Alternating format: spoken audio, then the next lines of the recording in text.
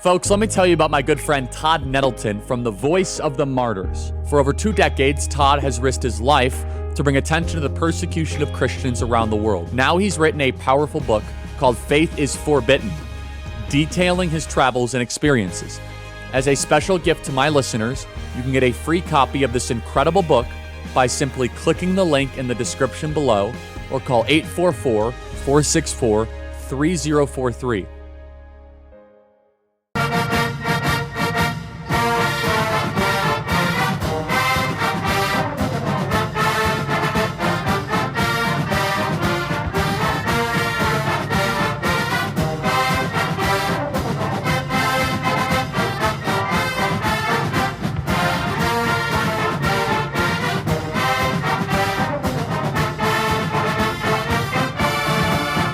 How we doing, A&M?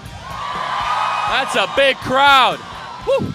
I'll tell you what, I don't have to say much here, but can we all agree we got to saw them off? Can we all agree on that today? Much bigger crowd than would have got it. I'm told it's TU. I'm told that's what we must call it, right? All right, we're going to have some fun today. Laura Trump is here. Say hello. What's up, everybody? Is anybody in this crowd excited that Donald J. Trump is the 47th president of the United States? Did anybody in this crowd vote for Donald Trump? And here's the real question. He's toyed with it, but would anybody here like to see Donald Trump a 3rd term in the White House? Okay. You guys are about to have the best time. We got some fans over here. I can hear it. You guys, thank you for coming out. Thank you for caring. Charlie's got the answers, so I know y'all are going to bring the questions. Thank you guys for letting me throw some hats today. Thank you. All right, everybody, you know how it works. Go to the front of the line. We're going to have some fun, and then also we have an evening event as well. Priority goes to, of course, students and locals, and we'll get to everybody else as well. God bless you guys, and God bless Texas A&M. Let's get started. Hi, Charlie. My name's Ramsay. I'm a super big fan, huge supporter, love your work.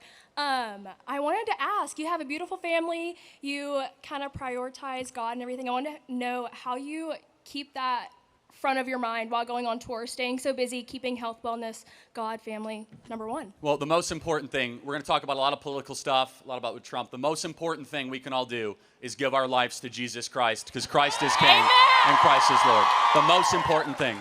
We are all sinners. We all fall short of the glory of God. And the most important thing, everybody, is we must understand that because of our sinful nature, we need a Savior. Wow, they're booing Amen. Jesus already. They're booing Amen. Jesus. We should pray for those people that boo for Jesus, because we're all sinners, everybody.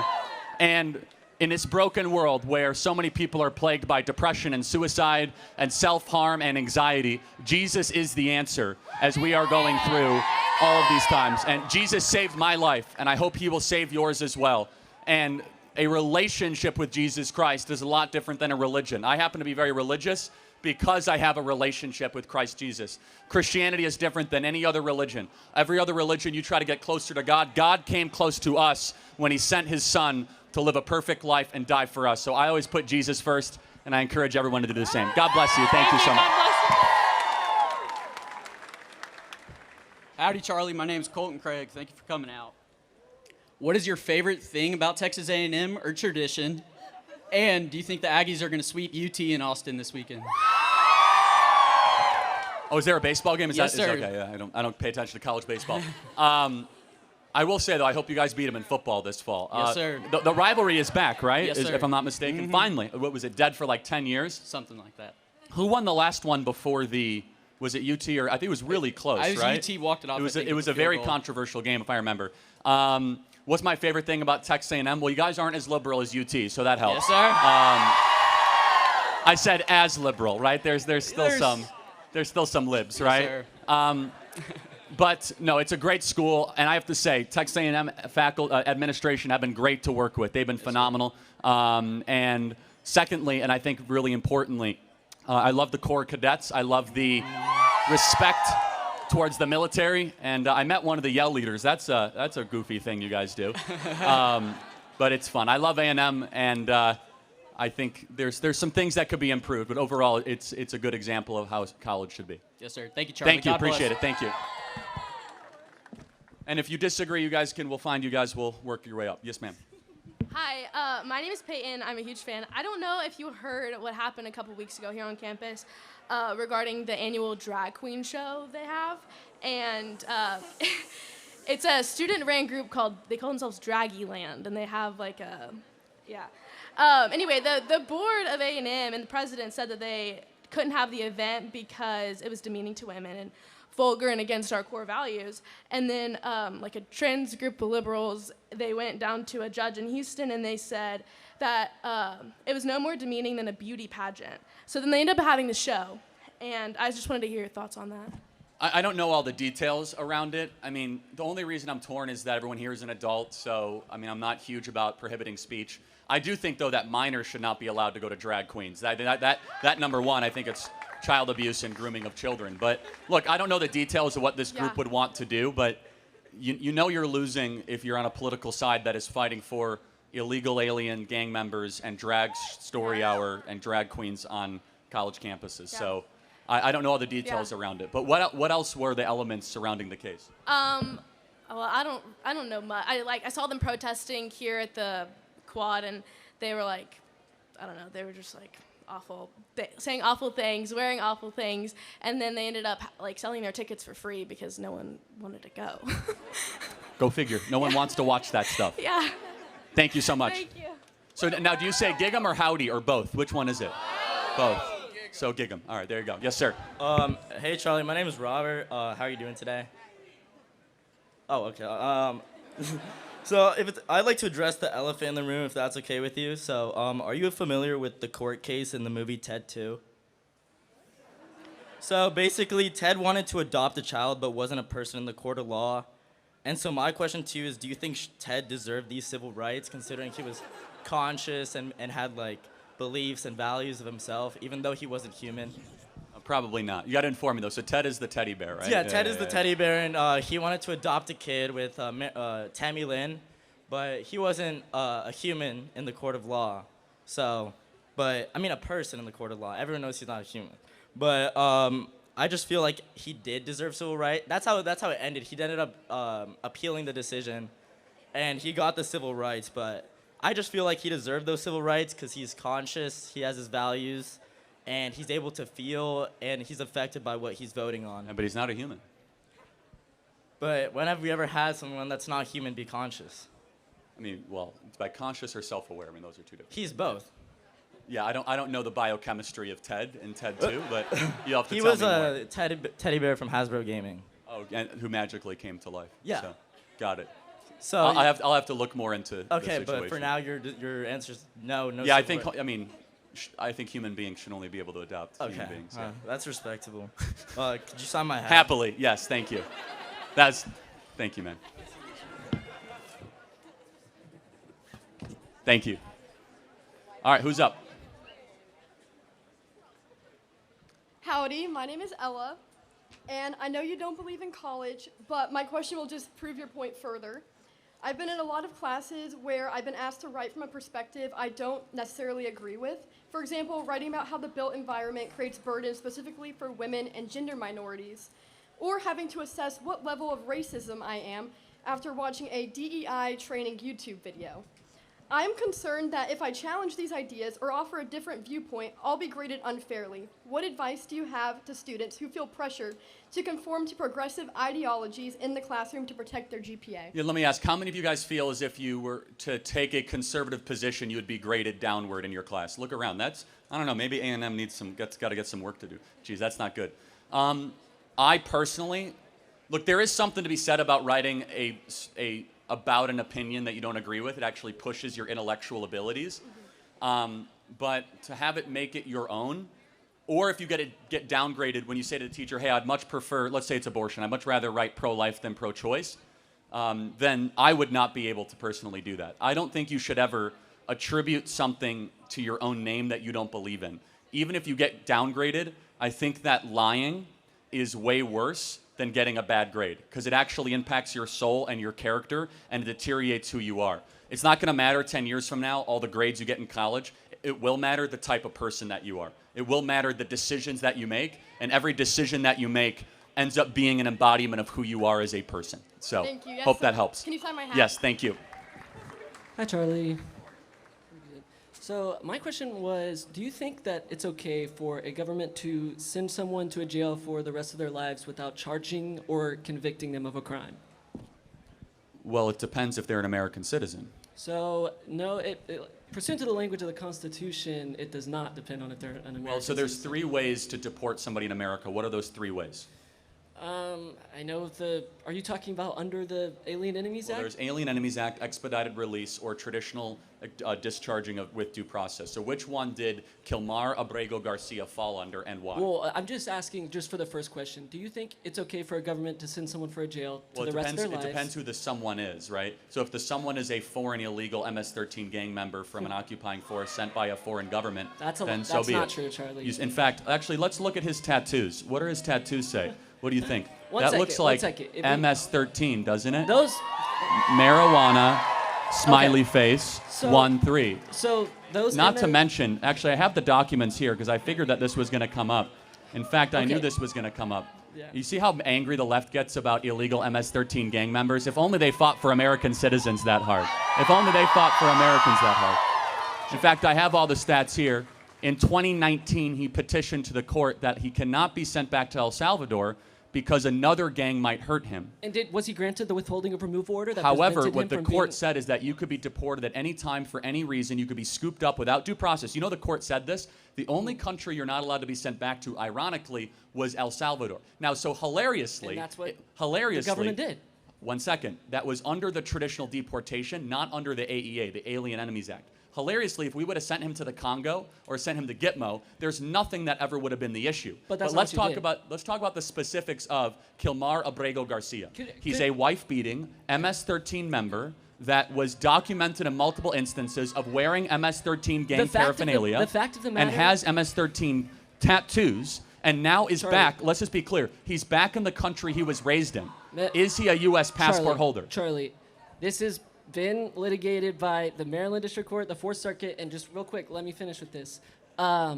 If you believe him to be an MS-13 member, I agree with all of you guys. If there's someone that's an MS-13 member that's dangerous and violent, get them to a hearing, which is what Well, our they Constitution did. requires, and have the judge decide on They it. did, but the that's judge the is who point. has final The- say the in ju- that. the judge so said- why are the- you The judge said, autocratically... you got your facts on. The judge said No. he could be deported at any time without any more due process. The only country you can't be sent back to is El Salvador. So I will grant you. But that's- But okay. maybe we should not have sent him to that specific country. However, though, that's the country he's from. But okay, so regardless of, I didn't even bring up the Garcia case But initially. obviously you're heavily implying I'm talking. it. There's 300 people in which the data says 75% of them have no U.S. criminal records, and yet they were still. Oh, they should all go home. Okay. If you are an illegal alien in America, you should be sent back to your country of origin. Every single one of them should be deported back to their country. with the proper Period. due process that the It 14th depends. Amendment requires, It depends. It depends. How Are is it they, de- if Alien Enemies Act, Okay. expedited? So you got to tell me now, because you came up here with a contention. Yeah. What is the expedited removal process?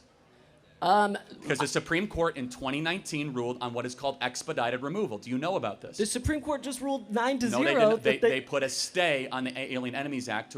In June, they will author whether or not it's still constitutional. Okay. The Alien Enemies Act has been around since 1798. It was used 3 times prior. However, to the expedited release, the Supreme Court said, you do not need to give due process to an illegal alien that is within 100 miles of the southern border or has been here less than 14 days. The Supreme Court said that. You do not have to give due process. Okay. So that- therefore... first for of all, that wasn't Abrego Garcia, and that wasn't many no, people. However, yes, so he fell under the Alien Enemies Act. For the other individuals, they can and will get due process until the court rules differently. Okay, so then, question on the Alien Removals Act. It's technically supposed to be a wartime act, but the justification is that Tren de Aragua has infiltrated the Venezuelan government to make It's it... not an accusation. It's by their own admission and by Okay. intelligence agencies So outside of our own country that have said this. So 4 days ago, the U.S. intelligence assessment found no coordination between TDA and Venezuelan government. That was drawing from all of our U.S. 18 intelligence agencies. So if that's not true, that TDA is not in coordination with the Venezuelan Well, government... this case was MS-13. But again, so there's other... I'm talking about anybody that was deported without a hearing which is what Supreme Court precedent But all the way again, back to these- 1903 You're says that you, misrepresenting it. Garcia did have years of hearings. The judge scheduled him for deportation. In which he the showed- judge warned him. He said, at any time, Mr. Garcia, you could be This is- scooped up in the middle of the night. You should read the charging documents from the court. The judge said, at any time, you could be scooped up. And he said, I'm going to stay here anyway. The judge warned him, you are not safe to stay here. Well, okay, but back to this, back to the 300 people that did not have due process that were deported under the Alien Enemies Act. If it's not true that the TDA is in coordination with the Venezuelan government, then why is that still happening? Again, I challenge that information 4 days significantly. ago, U.S. Okay, I'll intelligence take a look report at that, from and if 18. so, I'll reconsider my position. But So- and then back to the initial question. So you do think it's okay for, in some cases, for the government to send people to a prison, not just deport them back to their country, for the rest of Yes, their lives with no course. due process? But again, we didn't send them back to a prison. We sent them to El Salvador, and El Salvador put them in a prison. We Which don't would make us- We don't control the government of El Salvador. And if okay? they put So them in a prison that's without if they put them in a prison without That's any Bukele's process, decision. and we sold them to that prison, are we didn't not sell complicit them. in that? Well, hold on. Let's time out. Let's just make sure we get our morals straight. How did these people end up in our country? They broke Illegally. into our home. If you Illegally. break into our home, Okay, and we're yeah. going to discharge you. And this is you good- break into America, Yeah. don't play the victim if you're sent back to your country of And this origin. is where- You did not come here with permission. You did not come here with warrant. Yeah. You did not come here with invitation. You came here and broke in. You are a line cutter. Not you, but they are a line cutter. You actually waited nicely in line, of which I wish the illegals would do. And So- they should not all of a sudden act as if they're a victim. You come into America illegally, you're going to win certain prizes, one of which, if you are part of an enemy gang, But that that at wasn't. the time... That has would- nothing to do with what I asked you. I'm just No, saying. it's actually everything to do with the action. It- I'm saying...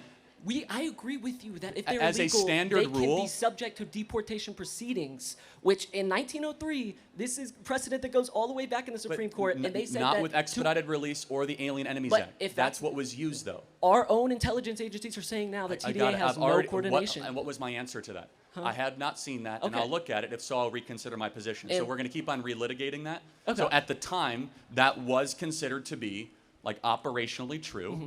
And again, I will take a look at that, and if it's true, I'll reconsider my position. Can I And, say it yes, again? but then just going to the most recent 9-0 Supreme Court case, they said They that. state it. They did not say Okay. that. They Hold put hold a pause on I'm it not- to I haven't said reconsider what I it. thought they said yet.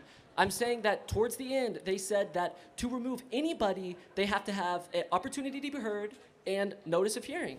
That's what. Not for expedited release. Not if you're within 14 days or 100 miles of the southern border. But So- there was. Are you claiming that everybody that was? No, I'm in not. that I'm 300? saying those 300 were under the Alien Enemies Act.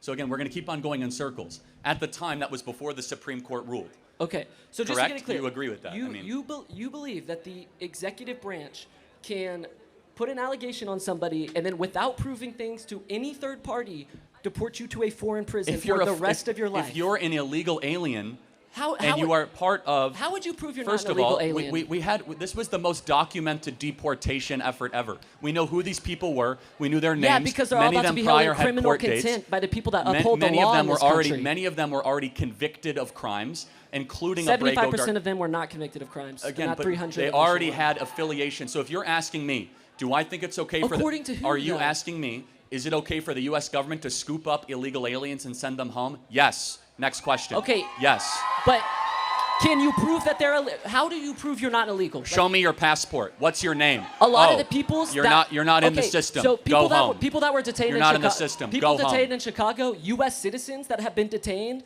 because of this. Were they sent back to El Salvador? No, but they were held Okay, in prison so- for 2 days based on immigration grounds, Okay, and they're and U.S. that- citizens. okay, then It's what's- because y'all aren't what's the respecting issue? due process. No, All I'm again, saying we're is, continually going in circles Okay. on this, but I will say for Okay. the 14th time, if you are an illegal alien in America, don't be shocked if you get swept up and deported back to your country of Okay, origin. yeah. Biden's presidency is over. A new presidency is here. well, I'll just say that's authoritarian rhetoric, in my opinion, and anybody waving an American flag supporting that does not No, support in the fact, core it's the values of our opposite. country. Do you know what it is?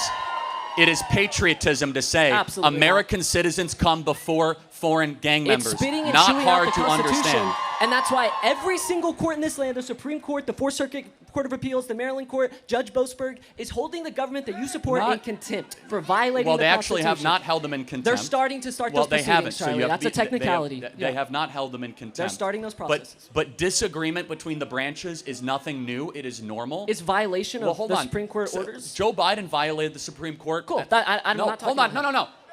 When it came to the student loan cancellation thing, should he have done that? No. And they're not actually ignoring the Supreme Court. They're not. There's a hold on the Alien Enemies Act. We will see what the Supreme Court decides this summer. Again, it is one of 3 legal ways to remove people from the United States of America, as per our courts have decided. Okay. And then But let's just go back to another rule and repeat it for the now 17th time. Yeah. If you are here illegally, we are going to return you to your country of without origin. due process or any type of evidence to prove you're Again, actually illegal. the Supreme. We're going to keep on going in I circles. don't know what you're referring to as far as that, but I did have one final question. Again, I'm about to go to expedited class. release does not require due process. My name is Teresa, and I was wondering, because all humans are endowed with unalienable rights, why deny illegal immigrants due process?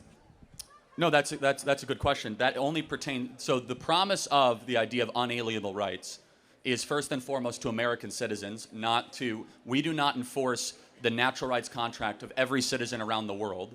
But secondly, to the point earlier, there are some circumstances where illegal aliens do get due process, and some where they do not.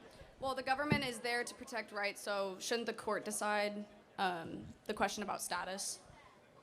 Again, they have. So for expedited release, the court has ruled that you do not need extensive due process rights. Alien Enemies Act is under contention. Other issues, yes, due process is given. I also had another question. Do you think that unenumerated federal function departments, agencies, and properties should be closed down and those powers returned to the states and the people, therefore? Yeah, the more we can return to the states, the better. Okay. I'm Republican, and I really thank you for all that you do. Thank you. Educate college students. So. God bless you. Thank you.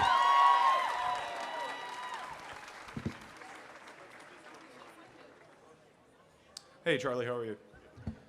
So I just had a question on your thoughts on if we need more gun control in the country or not. I'm very pro protecting America and the citizens that live in it. And so I think that we should have more gun control because there's a lot of school shootings that happen, as we mentioned. And, I just think it would do a lot to protect the people. And I think the Second Amendment also qualifies that we should have regulations for guns. I wanted to know your thoughts on that. Sure. Do you think gun ownership is a right or a privilege? I think it's a right, but it comes with responsibilities. Okay, tell me more. Well, I think that there should be things in place, things like red flag laws and things like that. The AG just approved Mel Gibson to get his gun rights back, even though he had a domestic violence charge. So, I don't think the people that commit these violent crimes should be able to buy guns and things like that. And I think we should have red flag laws in place to make sure that those violent criminals aren't getting guns. Okay, so let's go. So tell me, in your perfect world, what would constitute a red flag? Just things like, we can look into any kind of medication and things like that that can affect someone's... That could be dangerous, right? That could be compromised. There's a lot of vets that come home from war and that are on a lot of medication. A lot of vets could have their weapons taken away. Well, I'm not necessarily saying... Bless you. Bless you. Thank you. It's the pollen or something. Thank you. I'm not necessarily saying, it's mainly to prevent, future shootings and things like that, and also... putting in place things like a federal registry so that we know, the types of guns that people have. And, it would just essentially be a federal registry that shows these are the guns that this person has, in case a cop has to go on something like a domestic call. That's the most dangerous call they can go on. So, yeah, I could see you're coming after this from a good perspective. Let me ask one other question. What would you say is the ultimate and final purpose of the Second Amendment? I think it's self-defense against a tyrannical government, which... We agree. Sure. Great. Keep going. Well, but I think within the Second Amendment, it also implies that we have high regulations in the first 4 words. Sort of. Of it. Well-regulated militia right. actually meant well-armed, but that's a separate issue. But well, how do you know? You're interpreting what the Founding Fathers Well, put they in. said it in the Federalist Papers, right? So it's not just me, but also in the Heller decision, in the 5-4 decision, that said that gun ownership was a right. This was a hotly debated thing. But so do you disagree? Sorry, I didn't mean to interrupt you. Do you disagree with the idea of a federal registry like that? Oh, without a doubt. The only do? reason you'd want to register the guns is if you want to confiscate them. Well, or to make sure that people like officers of the law are protected and know what they're going into. A domestic... That's a good argument. Right. To your credit. I will try to make a better argument where the problem of the government knowing where every gun is would then lead itself towards mass confiscation. And I would agree with you, a well-armed citizenry is the greatest protectorate of liberty and freedom in this country. Even though the Army has things like drones and tanks and things like that outarm, citizens that have Yes and just no. a handgun. We've seen it in several instances where at least a citizen, that's a good argument, but I would say a little flawed, where the citizens are able to protect themselves in some ways. It's a much harder population to control. I understand, but so you think a federal registry would infringe on the rights? Potentially. I think there's no good argument, other than potential. I ascribe to the government bad motives and bad intentions when it wants to infringe more on these types of freedoms and liberties. Well, I understand. I just personally don't see it as an infringement because, like we just said, and I think we agreed that owning a gun is a right. However, Yes. I think it was responsibilities. But also I wanted to ask, is voting a right or is that a privilege? Well, it is a right, and so felons can get their rights back, right? And so, Right. but rights can be suspended or delayed, and we Right, both agree but- with that. So, right, for but- example, like somebody in prison doesn't get guns.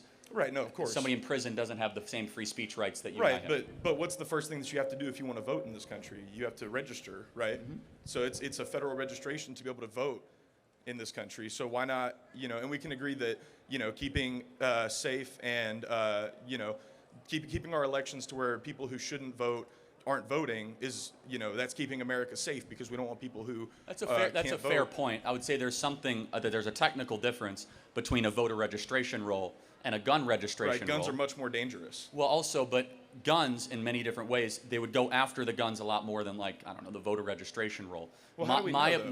My worldview comes out of one in the 20th century, where almost every totalitarian government went after the guns first, and the confiscation of guns then leads into the erosion of freedom and liberty. Right, but wouldn't you say in the 20th century, as you just said, that the disparity between the technology that citizens had to protect themselves compared to what the military had, wouldn't you say that there was a much smaller disparity as opposed to what we see Somewhat. nowadays? I think that's a fair point.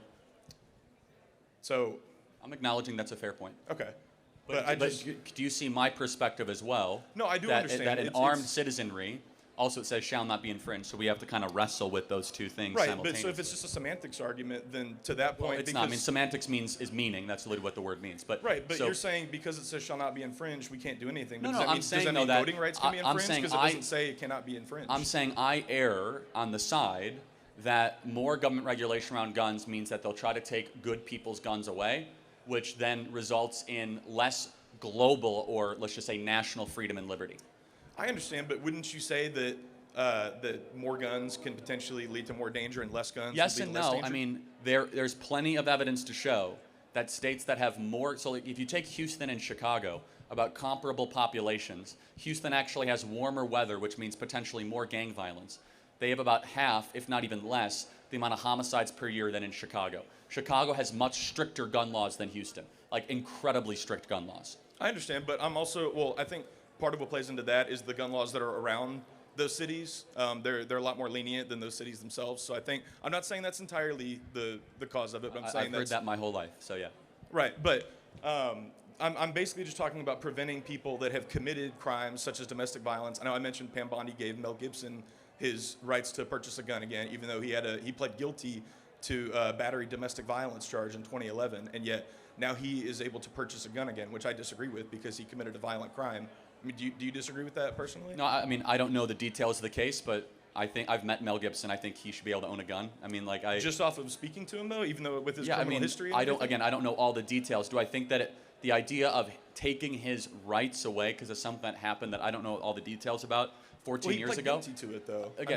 Again, I find that to be a little bit of an infringement on basic rights. Even though he literally Again, I don't know the details around that, but I guess we're getting to a place where do you think anyone that's convicted of violent crime should be able to own guns again? No, not at Oh, all. wow, If they're okay. committing a violent crime, absolutely not. I think we should protect people in America, which I think you agree with, and I think Yeah, that but is how we protect America. that's a balance. Are we going to really say the federal government is going to protect us from ourselves when it comes to guns? No, I mean it's less about the federal government taking away guns and more just allowing them to protect their citizens. And it's not about getting rid of guns. I'm a gun owner myself. I go hunting. No, I I'm was not on a doubting any of that. competitive What team. state but would you say has the gun laws that are the most appealing to your worldview?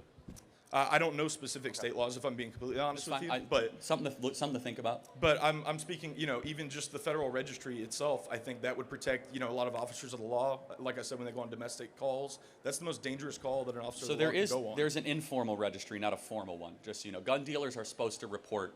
Right, gun, but do you gun really think sales. that they do all the time, though? No, of course not. Obviously, I mean, Right, I so live in wouldn't the reality. federal but registry eliminate that problem then? again, I would go back to a formal registry. You register in order to confiscate. It is a prerequisite towards confiscation. Isn't that just a slippery slope argument, though? If you give well, one it's thing, not. then another It's thing's a gonna go? historical argument, right? We see that throughout totalitarian dictatorships throughout the 20th century, where if you want to take the weapons away, you first ask for a collection of all the items that you then want to collect. But I could see you're coming after this in good faith. I tend to be on a much more libertarian side, even though I'm not libertarian. We actually need looser gun laws because I think that Gun laws. Oh yeah, yeah. I mean, what especially in way? states like Chicago and Illinois, where it's very basic Second Amendment rights. So I'll give you a great example. Okay. In a state like Rhode Island or New York, Right. it could take a woman upwards of 30 days to get a gun. So Mm-hmm. let's say a man wants to actually do harm to her, and she gets threats and the police won't intervene. I think she should be able to get a gun that afternoon to protect herself. I understand that. So but in that case, I think that gun laws should be looser. I understand. I think in that regard, I do agree with you. Cool. So like Absolutely. that would be But- an instance of that. And I also will go back to this idea of red flag laws. We have seen case after case of it being abused, of veterans having their weapons taken away because of fake accusations and, let's just say, faulty accusations, saying that they're mentally unbalanced, so on and so forth. But do you think that they could investigate cases like that and see if there aren't any medications? I mean, a lot of these They can. antidepressants can change your brain For chemistry. sure. And completely some of alter it, though, you. is they take the guns away first and they ask questions after. It's a difficult, very, I don't want to say gray area, but edge part of the law where I tend to, and a respectable position, respect to you, I tend to err on the side of it is a right. The government screws up more than it does correct in this specific portion. And the downside to having more guns is far better than the downside of having only the government have guns. Even if that can cost American lives, though? I mean, me personally, I would give Well- up all of my guns in a heartbeat if I knew for a fact that it was going to save one life. Can I do a thought experiment to you? Sure. So, do you think we should ban driving? No, I don't think so. Of course And I know not. where you're going with this. 'Cause car crashes are more. 55,000 people a year die from car accidents, right? Right, So absolutely. But those are accidents, though. That's not someone intentionally well, going that's and not killing true. somebody. Some people intentionally do, or some people have DUIs, right? Some of it is Right. an act of agency, not just accidents, right? Meaning that they are reckless with the technology. I understand. You would agree a DUI is a reckless act. Oh, for sure. And that's a absolutely. vast majority of auto deaths, Right. both in the interior of the vehicle and the exterior. Right, but then what do you have to do to be able to drive, though? You have to get a driver's license. You have to take a test with an No, instructor. of course, but I'm saying if the pursuit of to save, if it's all about saving lives, then Yeah. then there are certain things that we'd get rid of. I would say though that government is not merely there for our safety. It's one of the primary focuses. You have to balance liberty and safety, and that's a tough balance at times. I fall on this issue on the side of liberty. Final thought. So what? Yeah, just one last quick question, I promise. What about something, as I mentioned, with taking a driving test to be able to get a driver's license, you have to prove that you know how to operate the vehicle safely. What about something similar to that with owning a gun? Some kind of thing where you go to a range with a trained professional, No. you show that you know how to operate the gun, safely, know how to store it safely, things like that. Yet, Yeah, I mean, and then so- once you pass that, you get some kind of card that allows you to buy a gun. I mean, it's all think about that- protections. It's not about yes, restricting on rights. that you might have some agreement with me, because actually the number one cause of errant gun deaths is accidental discharges. People that don't know what they're doing with their gun. I understand. And so I think that could be prevented through better training. So for that, I actually might have some middle ground. Okay, I appreciate it. Hope you and your family had a blessed Easter. God Thank bless you. everybody. God bless you. Great job. Thank you. Howdy, my name is Grace, and I've heard your opinions against college, and I wanted to ask if you think it's entirely useless if we are making connections and broadening our current viewpoints and opinions with new knowledge that we were not taught by family and friends. So overall, if we live in sheltered households that only have one particular political opinion and we're not able to see outside of that, doesn't college help you broaden and also help you expand your own opinions? It can. The question is, can only college do that? That's the operative question. And secondly, is it worth the cost? For some people, of course, college is worth it. I mean, do you guys have an engineering school here? Yes, yes. I mean, we obviously need more engineers. I think we need a lot less people studying sociology. Let me put it that way. Understandable. So in regards, for example, I don't personally relate because I'm a neuroscience major, so college is good for me. You have a lot of opportunity ahead of you. Yes. So for people that are you use the example of sociology majors and and communications majors and business majors, they can learn that by making connections outside of college. But overall, I personally believe that it really does help if you have the funds through scholarships, and there's hundreds and thousands of scholarships that people can apply to and get to, even disability scholarships, or I know there's, of course, people of color scholarships for people of color. So I do think college overall is beneficial, even if you have a major that may not be great for the sociology. So can I ask a question to the audience? I'm curious. How many of you guys have to take classes that you would consider a waste of time or money? I do. Yeah. I will say so that. Yeah. that's against your will. People have to go into debt then. Yeah. So you got to kind of wrestle with that, right? Yeah. But I feel like there are still big takeaways that you can take from this class. Like, for example, one of my elective classes is Guitar Heroes, which that has nothing to do with neuroscience, but I'm enjoying every single second of it, and I've already made friends and larger connections that are along with my major. Guitar Heroes? Yes. Wow. Yeah, it's about history of guitarists. And, you know, I remember earlier Was someone that mentioned... Was that an elective or was that mandatory? Was that core? It's under cultural discourse. Oh, okay. So... Honestly, that's better than critical race theory, so I fully support Yes. Guitar Heroes over CRT. Well, there is actually a lot of LGBTQ-related questions in this class, like how does this gender the guitar and things like that, which I never really thought about until getting into this class. So do you think that, along with the question that someone asked earlier, do you think they're pushing leftist views on us, or do you think they're just trying to help us broaden our viewpoint? It depends on the professor. It depends on what you're studying. Okay. I mean, there are some horizons that can be fun to broaden, but is that the best use of your time? Mm-hmm. I mean, I would not ask you, but are you guys traditionally studying deeply about Socrates, Plato, and Aristotle, and Aquinas, and Augustine, and the great works of the West? Not always in college, unfortunately. So. Okay. Thank you so much. Thank you. God bless you. Thanks for your time.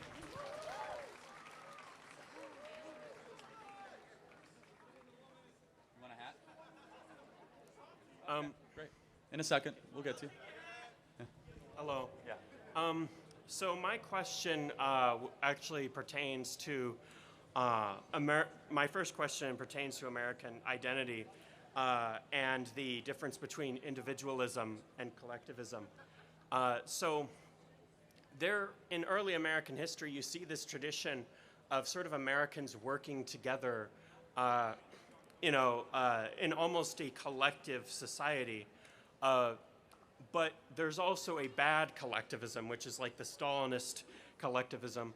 But yet there's also this collectivism, like in South America, where they have this thing called minga, where they help each other with labor to build each other's houses and stuff like that.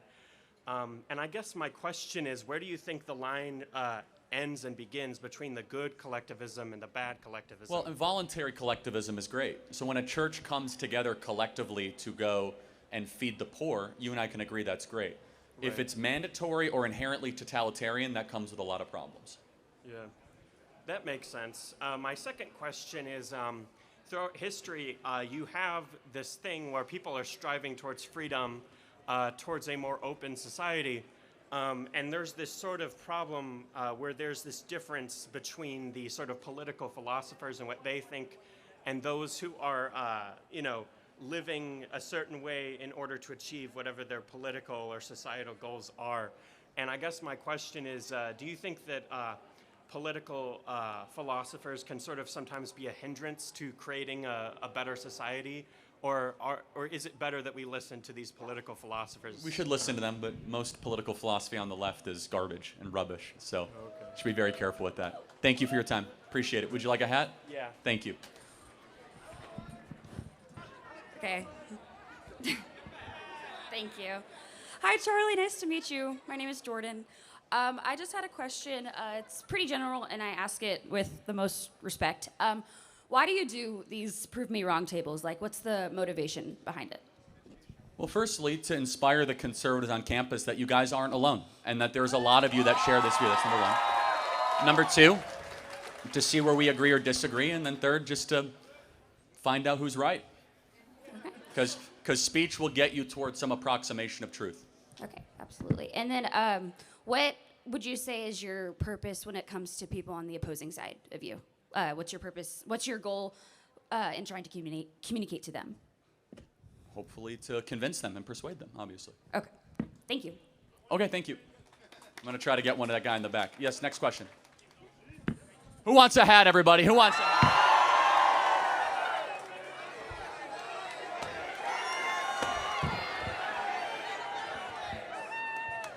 Going to get closer. All right.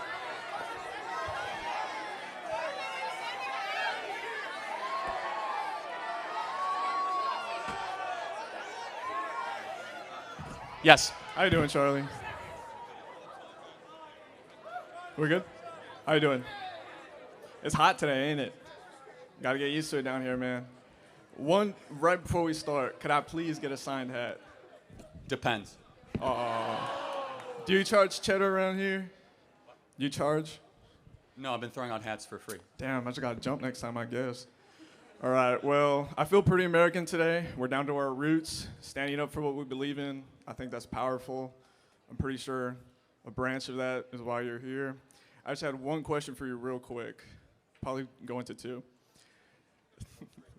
Or 3 or 4 or 5, whatever. So, all right. I've heard you say before that you think diversity is a weakness. I just want to ask you why you think diversity is a weakness. Well, think about it. Unity is a strength. Diversity is not. If you're trying to create a team, for example, if you guys want to win the SEC again, of which I am pulling for Texas A&M to win an SEC championship again, and every single player is getting different call signs, that is definitionally different, and unity is what creates a good football team. We're brought together by what brings us together, not what is different. And so differences are actually not a strength when you're trying to create a team, a country, a military, a football team, a unit, a corporation, or so on and so forth. Okay, well, glad we're not a football team. I'm glad we're a country. So it's a metaphor, right? I Cool. get you. So you say different call signs. How is me being diverse from someone in the crowd here, us getting different call signs? Well, I mean, again, it's a metaphor, Well, right? yeah, but you use a metaphor to Right. explain. So, for example, if someone, I'll try to boil it down for you so you can understand. Gotcha. If like Elon Omar comes into America Okay. and doesn't share our values, doesn't speak our language, and hates America, different call signs, not united. Diversity becomes a weakness, not a strength. When you import a lot of people that don't share your values, like we have been from Somalia and from the third world, all of a sudden they say diversity is a strength. Is it really? Is diversity a strength in Minneapolis? Is that really a strength? No. You know what is a strength? The unity we find in being an American, not in being Muslim or in being whatever faction or tribe that you come from. Okay, so basically, like, just to make sure I'm getting this, if we're all united as one thing, It's called not diverse. E pluribus unum. So it's the Latin phrase, out of many one. Okay. So the diversity is our strength is at odds with what's on every one of your dollar bills. On your dollar bill is a phrase, E pluribus unum, which means it doesn't matter your skin color, your background. Our founders did not say diversity is our strength. They said we are all humanity and that is our strength, which is fundamentally different than the phrase diversity is our strength. Okay, well, I'm glad you brought up the founding fathers then, because they weren't all the same person. There was so many people that made up Yeah, there America. were many of them, you're right. Okay, yeah, but there were so many people that made up America. There were so many tribes that were here before us, and they were the whole reason why we even won the American Revolution. So in that sense, diversity would be a strength. In World War II, we used the Navajo Hold on, we language. won the revolution because of the French, not because of the Native Americans. And they're not okay? American, so that's still diverse. That still goes to Yeah, my well, they point. were European, of which was our ancestry. But okay, what's the point? Fair enough. I'm not. My point is that I believe that your statement that diversity is a weakness is just simply not Okay, true. so let's put it on you. Show me an institution, a company, a sports organization that aims to get more diverse for diversity's sake and becomes more excellent. Show me one example. I'll go even better than that. I'll show you a country that did that. During World War II, we used the Navajo language to counteract German forces. Without their language and the diversity in this country, we wouldn't be able to do any of that. Okay, they were Americans Exactly. and American soldiers. And in fact, we looked at them as equal human beings and we're able to use a different language to our advantage. In fact, what we were fighting for was the promise of E pluribus unum. We were fighting up against Japanese totalitarianism and Nazi totalitarianism. And I will go even step further. At every organization that tries to make diversity a priority, whether it be Harvard that ignored the Students for Fair Admission course, you lower excellence and you elevate diversity, which lowers the flourishing and the capacity for any organization, company, or group of people to be the best versions of themselves. So you're very anti-DEI, I suppose. Oh yes, very much so. I mean, like, for example, do you think the NBA should be half Asian? I don't care. If they're better than any of the players that come if out they're of our better, combine. exactly. Excellence matters more than skin color. We agree. Yes, better. We don't agree. Better, not skin color. That's what we are pro-merit, not pro-DEI. That's the point. If you believe that is true, then you would support DEI, because DEI is what defends other people that are foreign. What are you talking about? DEI is literally So- pro-diversity. We need these protections to be able to protect Oh, really? people that are different So from how us. is it that the NBA is 75% black? It's because they're better at basketball than white people generally are. It's not because That's because of DEI. No, oh really? What DEI? No, seriously. What DEI program or policy does the NBA have? Do they have a stated goal saying we're only going to hire black people? No, the NBA owners say we want the best basketball players, and they end up with a 75% black league. The NFL, it's a cutthroat business. They want the best possible football players. They end up with 50% of the NFL being a black league. We want the best. We want better. We don't care about the color of your skin. We want merit and we want excellence in this country. If it wasn't for DEI, we wouldn't be giving other people a chance that aren't American or white. That's the whole point of DEI. No, it's not. To give In fact, other people a DEI chance. is at odds with the 14th Amendment. Explain to me. The 14th Amendment says you cannot discriminate based on color, based on race. Actually, it's even more. That's the Civil Rights Act. Going back to the 14th Amendment says literally at its core that we have a human equality because we're all human beings. That DEI says, actually, we understand that, but we're going to give more preferences to this skin color over that skin color because diversity is our strength. Explain to me how that works. It works because there was so many years of just constant turmoil between people that weren't our skin color. So you need to instill extra protections. Oh, so you need to discriminate against white people now? That's what it is. How am I discriminating against white people? Let me give you an example. At the Harvard admission, so the Students for Fair Admissions, you're familiar with that Supreme Court case? It's the highest profile Supreme Court case that comes around DEI and college admissions. Are you aware of that? Go ahead. You should educate yourself on it. We didn't found say that. out that Asians they got a 300-point deduction on standardized tests versus black students. White people got a 100-point deduction on entrance tests in Harvard University versus black students. This is the Students for Fair Admission Supreme Court case that all of you guys should look up. In fact, in practice, we saw it was much easier to get into Harvard as a black student, regardless if your test scores were lower than a white student, even if your test scores were higher. That is active discrimination against Asian and white people and against everything that we as Americans stand for and that we believe in. That is racism at its core. I agree that it is racism. Oh, We'll agree DEI on is something. racism. I Can we didn't agree? say DEI was racism. No, I just said that's racism. You described something that happened with Harvard admissions. No, and in hundreds of schools. Okay, but you brought up Harvard. Because You didn't say that is the test case. But we saw the documents Okay, from well, hundreds of I'm schools. just going to go off of what you said. You said Harvard. You said it was racism. I said I agreed. When Harvard went to court, did they say that DEI allowed them to do that and they only did that because of DEI? They did it because of affirmative action, which is a outgrowth of DEI. They literally said this was because of our stated affirmative action policies. So affirmative action and DEI are one and the same. They are sister policies of one another. So they said, literally, the Students for Fair Admission course in front of the Supreme Court that was ruled unconstitutional, by the way, is affirmative action constitutional? And found out, no, actually it's not constitutional to preference one racial group over another when another racial group is as qualified, if not more qualified, just because you want everyone to look different. I don't care if college looks different. I care about if you have a competency, if you have excellence, and if you have merit. I care if you are qualified, not whether or not you are black, white, Asian, Mexican. I want the best, not the most colorful.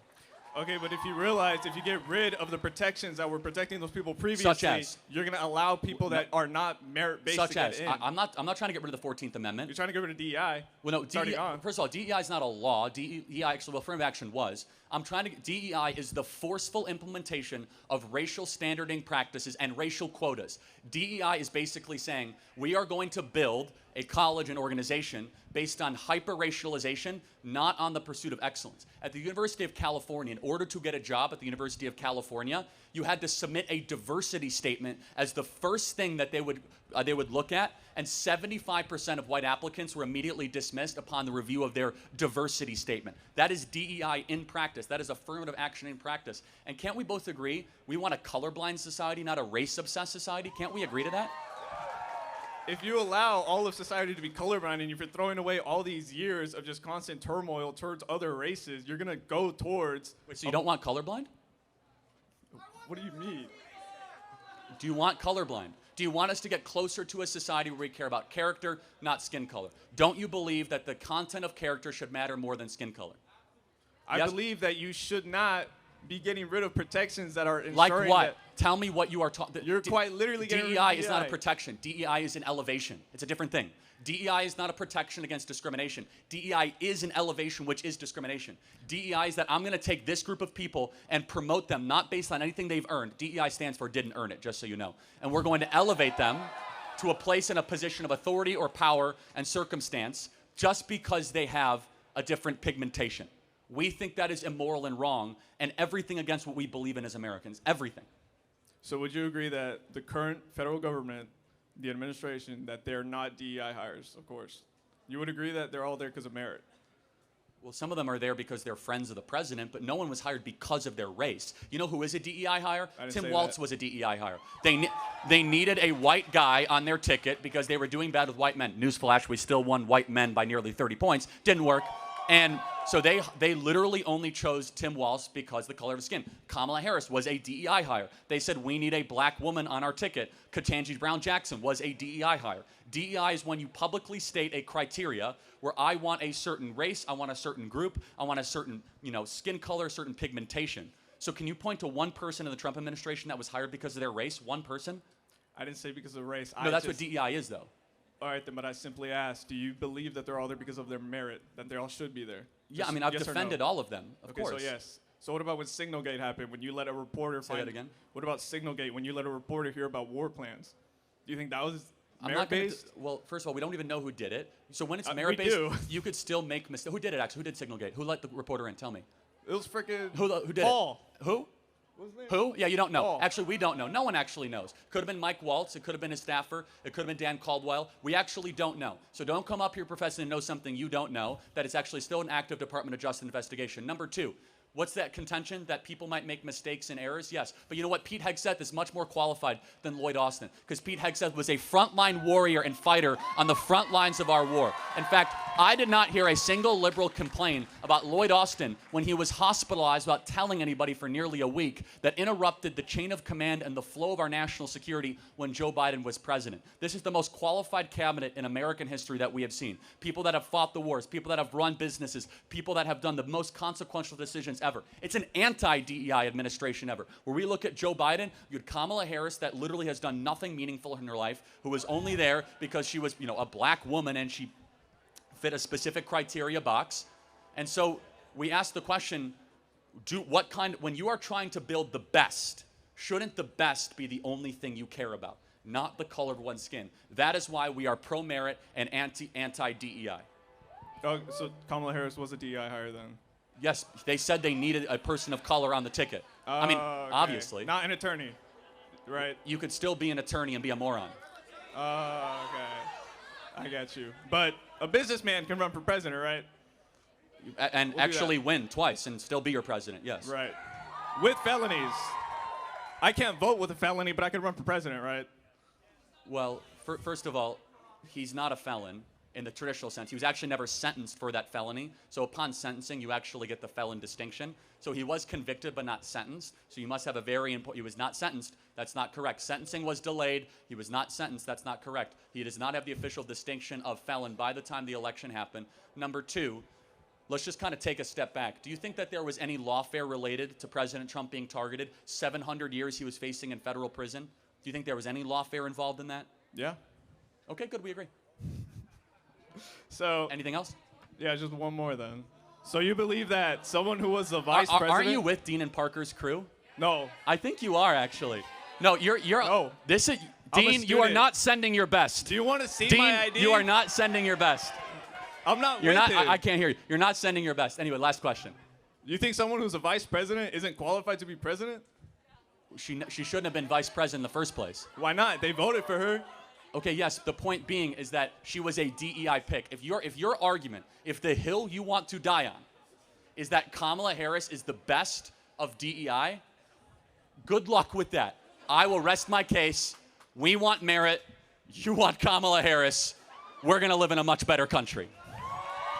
Thank you so much. Yes, all right. Thank you. No hat. Thank you. No hat. No hat. Not No. if I ask nicely. No. Thank you. Really? Next question. Thank you.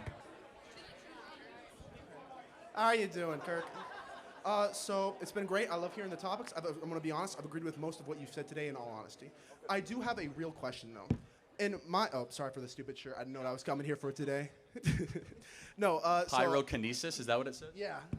Yeah. So what I came here for is, so on the topic of abortion, I do not agree with most of it. I think there are multiple situations, though, where in the extreme where they should be allowed. I'm not talking about the 2% chance, I'm talking about rape and the chance of the mother and the child both dying. With the child dying, it's. Would you rather have the one death or the two deaths for both of it? Oh, if the child is gonna, well, so you do mean like when the uterine wall gets torn and there's an Yeah, ectopic like it's pregnancy? complete failure for both deaths. So again, if the baby's dead, that's not an abortion. That's a removal of a corpse, right? Okay. So that's a technically different thing. Yeah. Okay. That's perfectly fine. But then the real question is on the question of rape. Yeah. So let me push your boundaries a little bit on the rape question.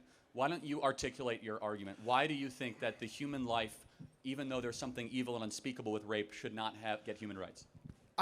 My real perspective on it is if I heard that my child was raped, and like my 16, 18-year-old daughter, if she was violated in a way that she wouldn't be able to, well, she feels like she couldn't trust men, she couldn't do something like that. I get that. No, and the same thing could happen to men. I'm not saying this is a one-sided coin. There's been multiple court cases of men getting raped, and then where they have to pay child support, and it combines into them being financially stuck for multiple years until that court case is even finished.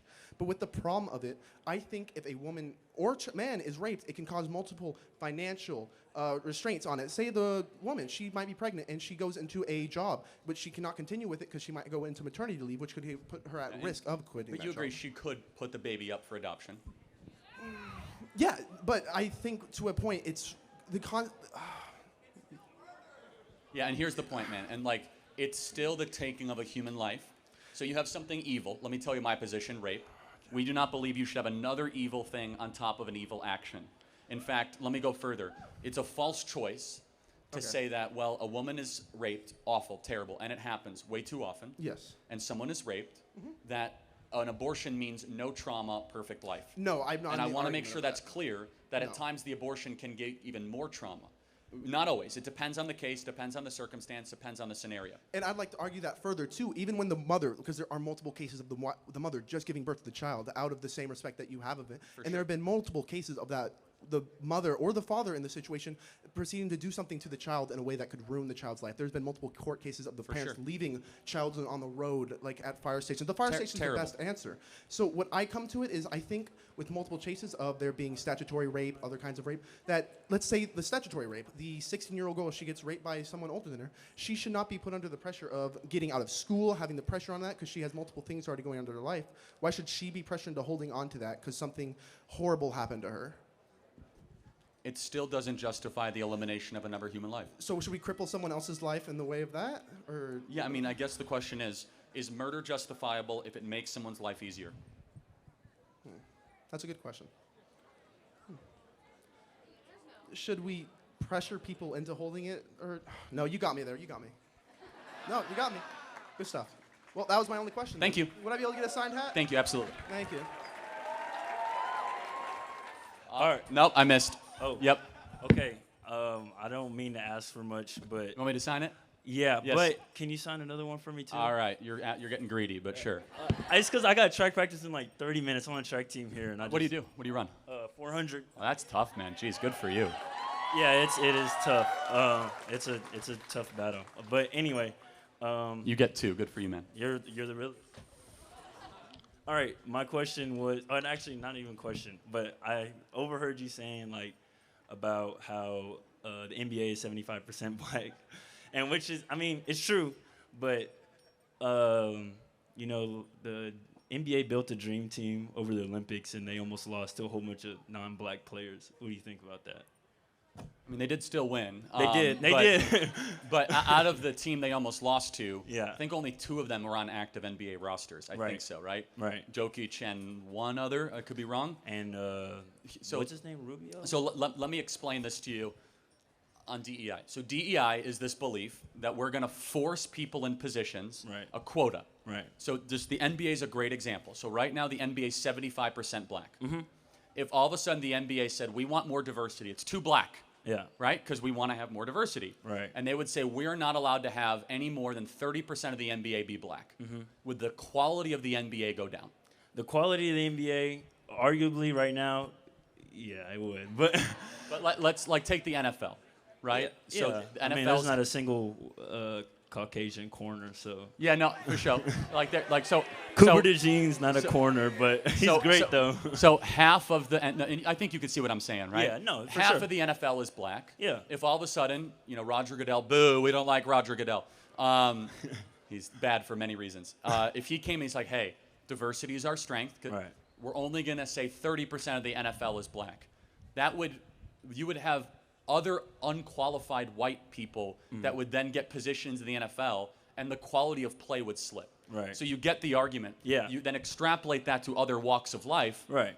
You think to yourself, let's just hire the best. Yeah. And the NFL does hire the best. It should be the best no Totally. matter what the thing Skin is. color. Like, but I don't think there should be restrictions to anybody. As long as you're I good agree. at what you do, it doesn't really matter to me. I agree. All right. Well, then we stand in agreement then.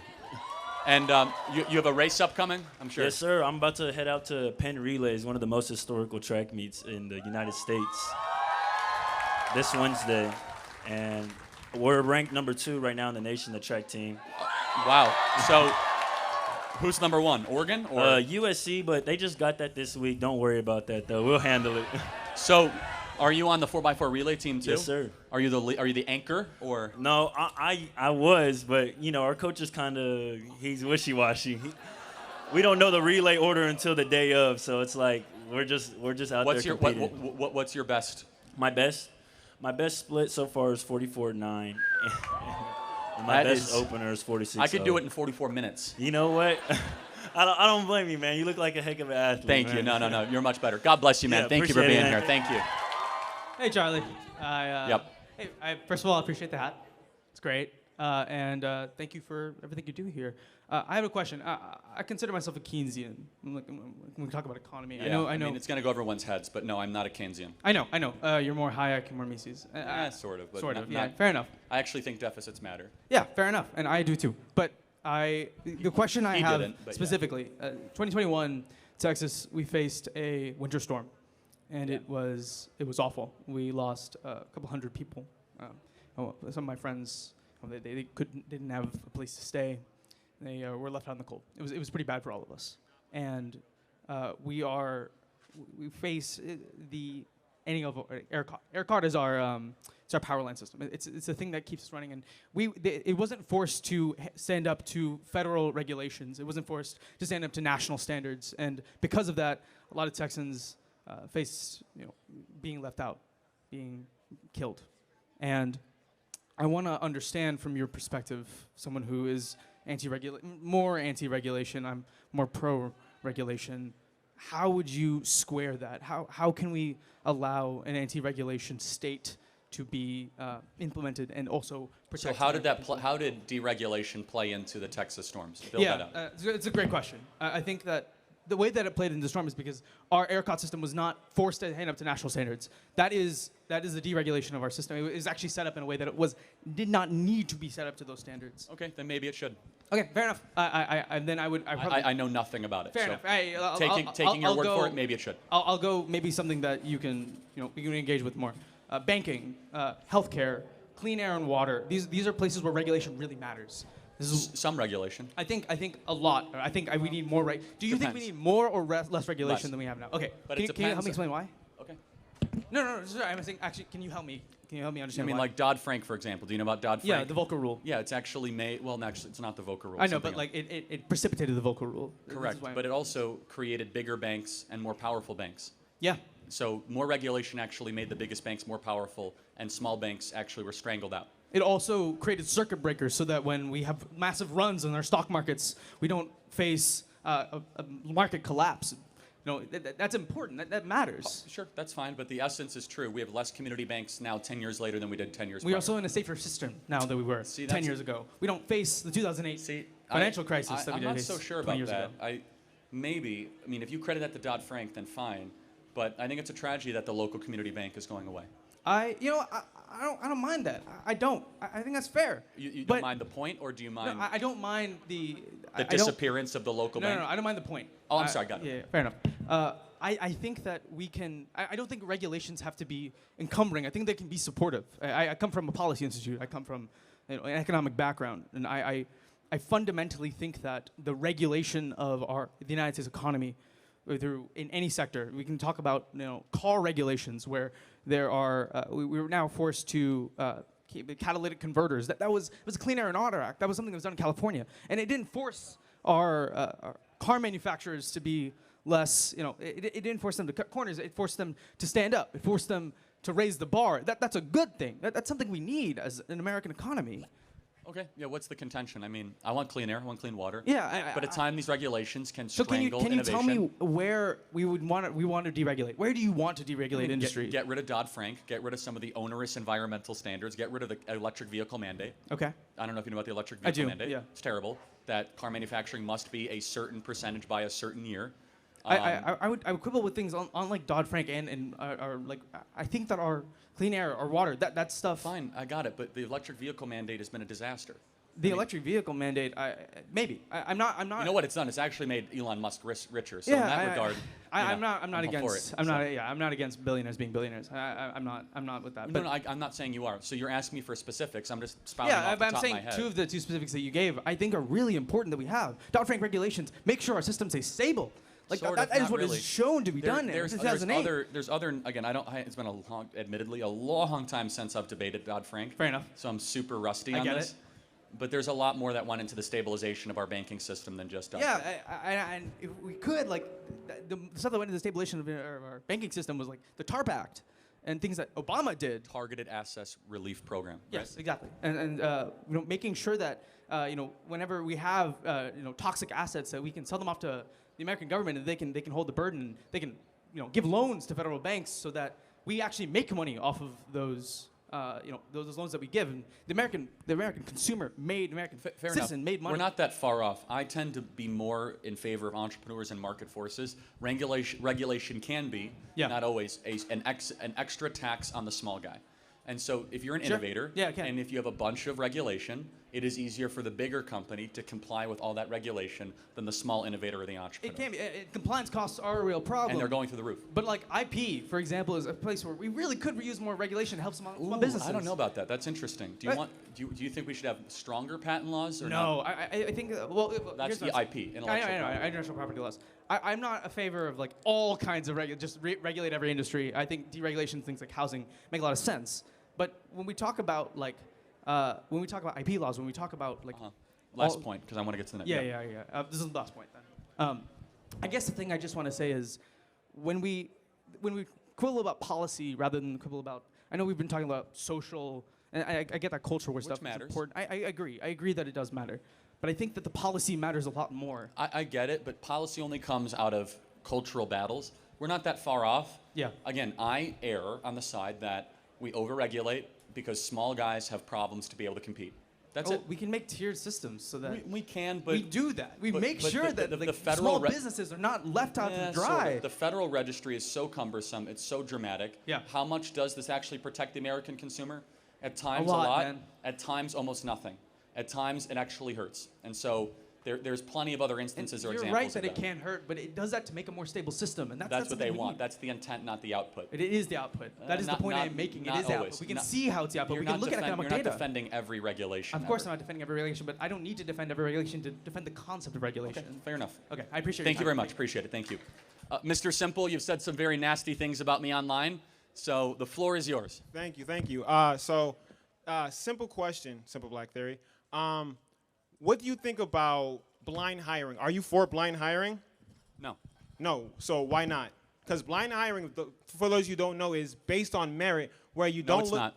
So what's blind hiring? Blind hiring would be that you do not put the race actually when you submit for. You don't even see the person when you interview them for a job. No. That's one part of blind hiring. There's Okay, multiple so- ways to do blind hiring. But at the end of the day, blind hiring is exactly not knowing the person's race, age, or gender.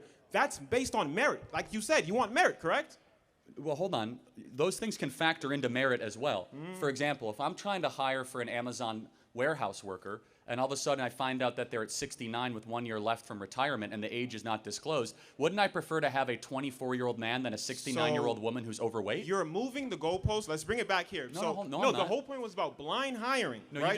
you said race, sex, and age is not incorporated. Correct. I think you should have a full picture of a human being is when you hire them. So you care about diversity? No, actually, I don't. Why? Because that's basically merit. You're focusing solely on merit. You said you want meritocracy. Just to be clear, if diversity happens naturally through meritocracy, great. If all of a sudden we That's have people DEI. that Well, no, it's not. DEI is by force. So let me DEI, explain that. No. Go ahead. I got to interject. Go ahead. DEI is that we are going to forcibly make an institution more colorful. Right. We're going to forcibly make an institution more black. Where if all of a sudden, if half of Texas A&M was black because it was all on merit, praise God, that's an amazing thing. It doesn't matter. If all of a sudden, for example, if the NBA is 75% black because it's on merit, great. Terrific. If the NFL is half black because on merit, we don't want to force race. We want excellence and meritocracy over race in every possible circumstance.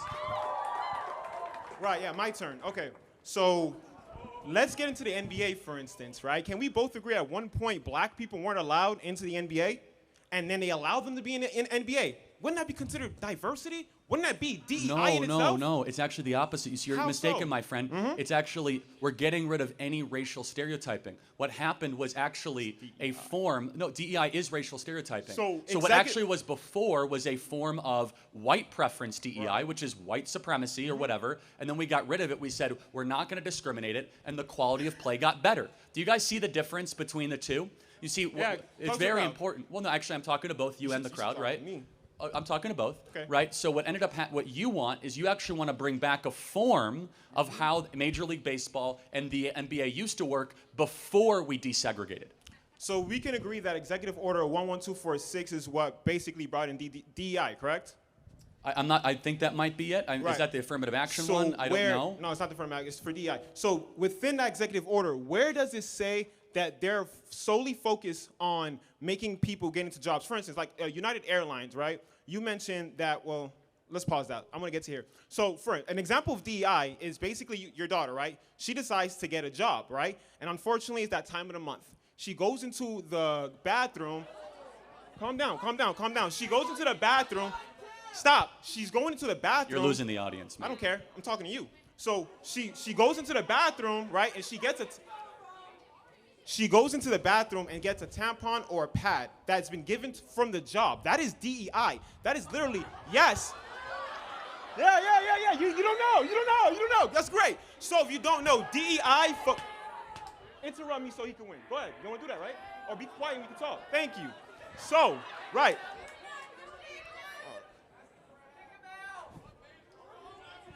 Can I continue? Thank you. So, my thing is dead.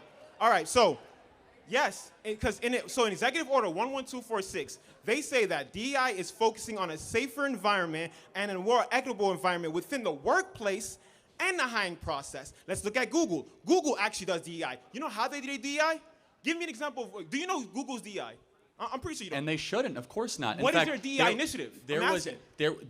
I actually don't know the specifics because I don't know every company's specifics. I got However, let me ask you a question. When you're hiring somebody, would you rather hire someone that's black or someone that there is excellent? So that's what we're talking about. That's not what DEI is.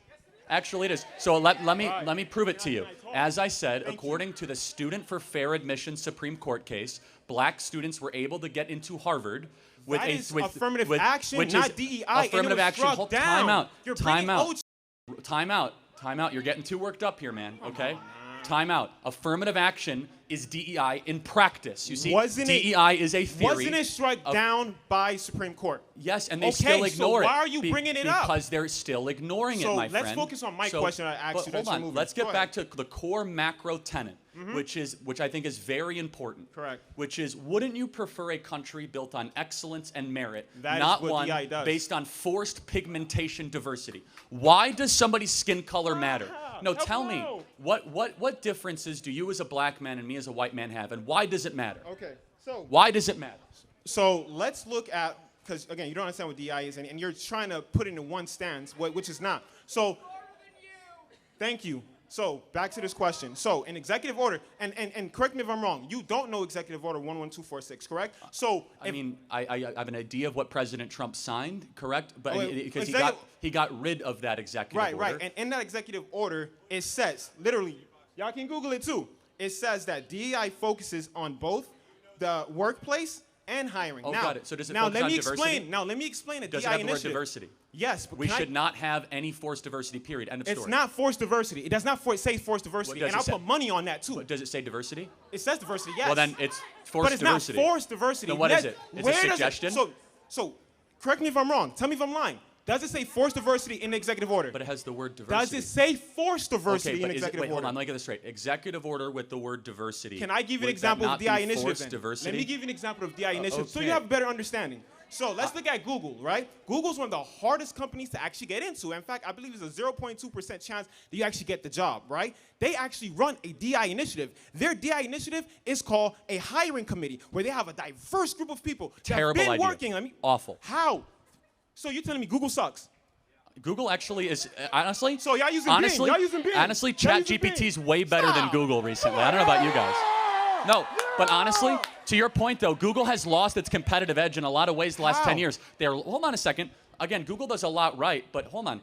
Google has lost the social media war. Google tried to launch a Facebook competitor, an Instagram competitor. Failed. They tried to also launch a Zoom and a Skype focus competitor. on the conversation. Failed. That has no proof Google's that was market DI. cap. Google's market cap, otherwise known as Alphabet, has actually missed expectations over the last 2 years versus Netflix, Amazon, and Apple and Microsoft. In fact, there was a prediction 10 years ago that Google would be the first $3 trillion company. Right. Turns out that it was actually Microsoft that was the first $3 trillion company. Now, of course, Alphabet is a very good company in a lot of different ways, but if your argument right now is like, well, because one of the biggest companies on the planet has embraced a bad idea, what is your argument exactly? They're still one of the best companies in the world. Not because of that, because they were built by merit, and it's being destroyed by diversity. And they use DEI to get that merit. Listen, if they're hiring people, yes, it makes sense. If you're doing a hiring process and you have a hiring committee that is DEI and they're hiring the people that's making the company as great as we just said, your argument is that DEI takes away merit. It does. But if we see that Google is doing well and they're using DEI, how the hell are you saying that DEI is not making merit? First of all, Google has not had this hiring committee around since its inception. They have. Not since its inception, but they had it for a while. And the people in the committee are people who's been there for a while, which is very diverse. Secondly, you have not answered this fundamental question, though. Go ahead. Which is, can you tell me when an organization gets forcibly more diverse, it gets better? Google. Again, I just proved to you, Google is Google. Okay. I just gave you Google. Again, they use DEI. Not only are they one of the best companies. Oh yeah. I hate that argument. Great. I mean, again, it's just they're fine. I'm not gonna like totally kind of crap on Google, but like more importantly and more broadly, I do think you have to answer the question. So why I can't. Why does skin color matter at all in hiring? Answer that question. Why does skin color matter? So, if we look at basketball, because you love talking about that, right? Can we both agree that at one point there was no black athletes, and then what happened? They diversified. We got rid of forced segregation, which is a form of DEI. And that diversified the basketball, because right? it was based on merit. Was it diversified? Yes, but not Thank by force. you No, hold on a second. very much. Hold on, but if your argument is that if you want to make things more merit-based, then let's do it. It is more merit-based. Hold on a They second. made it diversifying. They diversified basketball, bringing black people who are good in it. Nothing you're saying is making any sense. Oh, okay, I bet. Because what they did Of course is you don't. The NBA went to pure merit, pure excellence. Are you good at this? That's all they cared about. They allowed black people in, right? Exactly, because prior. Okay, then. Hold on. Because you know what they had prior was a form of racial stereotyping. And you want more racial stereotyping. Your worldview is indecipherable from the KKK. So what you want, it's indecipherable because you are race obsessed. I am not race obsessed. No, you talk are, about the though. race. You talk are, about race though. more than the Grand Wizard of the KKK. Right. Because I'm you. the Grand Wizard of the KKK. Well, think about it. Yeah, I said your worldview. Think about it. Yeah. Because you're around talking about race all the time. I'm talking about character. Which of You us? talk about race all the time. You literally said DEI is based on race when it's not. It's I'm DEIA explaining. with accessibility. Man, you're getting meaning, really upset. My bad, You you're should right, take because a you keep pause. lying. For instance, right? I've been trying to say this. DEI, one part of DEI is literally giving women tampons or pads at work. Oh, yeah, you're laughing because you don't know that. Giving women tampons Charlie, is a form of DEI. Yes, it is. You know why? Let me explain. Yeah, no, I got you. I'm about to explain to you guys. So basically what happens is, the reason why we have DEI is the fact that in a job location, right, they want to hire more people of diverse. So what these initiatives, these goals, these aspirations that they're doing is trying to bring more people in. For instance, like if, what's that store? Trader Joe's, right? They let people sit down while they bring stuff in. they help disability. That's DEI. That helps disabled people get a job at Trader Joe's. But what you're telling me is that we are not allowed to tell people that, for like onboarding. Onboarding in itself is also DEI. When they explain to you sexual harassment, when they do all these things, when they make it more a safer place, that is DEI. And what you're saying is that the workplace shouldn't be safe. What you're saying is that more companies should have discrimination lawsuits. Let's get back That's what DEI stops. Get back. Discrimination lawsuits. DEI is racial quotas. End of story. Give me one racial quota. United Give me one. Airlines. I Googled that. So go yeah. ahead. Oh, I Googled it. Okay, great. Yes. So go ahead. Go ahead. Continue. What did United Airlines announce? Because you know what I said about black pilots. What did they announce when it came to pilots? And why should skin color matter when you board an airplane? So just to remind everybody, it's Charlie Kirk's idea. He basically, stop talking. So Charlie Kirk basically. Ooh, that's very misogynist. That's not very DEI of you. All right, let me finish cooking. So, right.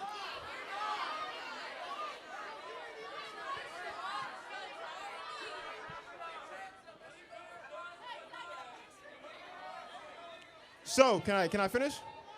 So, Charlie Kirk said that they're basically hiring women of color to make 40 or 50%, right? But when you actually look into it, what happens is... Women and people of color. Right, women and people of color. What happens is they're creating a program that's allowing women to train to become pilots. If you actually look at the requirements for these programs, it's nothing different than any other program that trains pilots. But you told people that they're just hiring women when that's not true. First of all, I never said that. Secondly, yes, you did. I did a video on it, guy.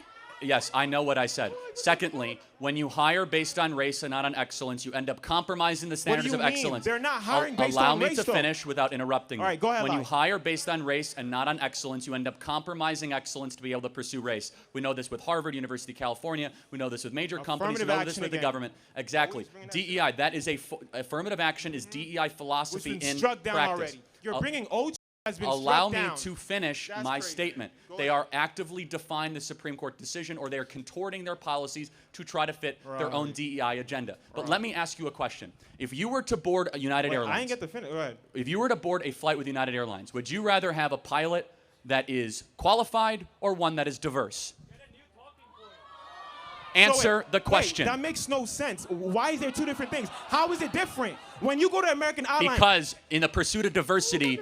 you sacrifice excellence every time.